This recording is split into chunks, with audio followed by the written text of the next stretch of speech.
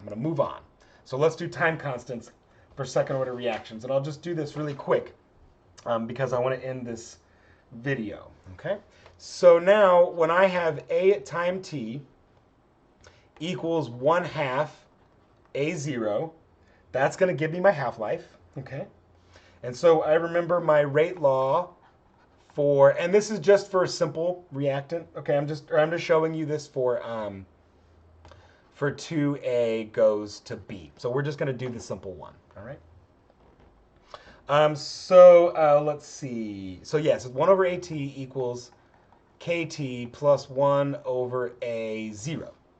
So now when I substitute that in, right, I get 1 over 1/2 A0, and that equals K T 1/2, because we're talking about the half-life, okay, plus 1 over A initial. And then rearranging and doing some algebra right here, I'm gonna skip through that. But what I end up getting, solve for T 1/2, T 1/2 equals 1 over K times the concentration of A. And this is how we also know how we can work out the units of K, okay, for the second order reaction. So for example, suppose I'm doing time in seconds, right? Well, I know my concentration is in mole per liter.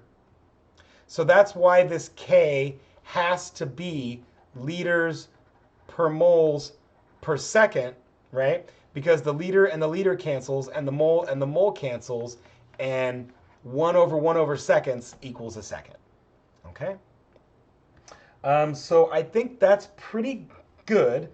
I'm going to talk about pseudo first order reactions and their time constants, as well as, keep moving through the material in the next video. 40 minutes that I've been talking approximately, that's good enough. Okay, folks. Hasta luego.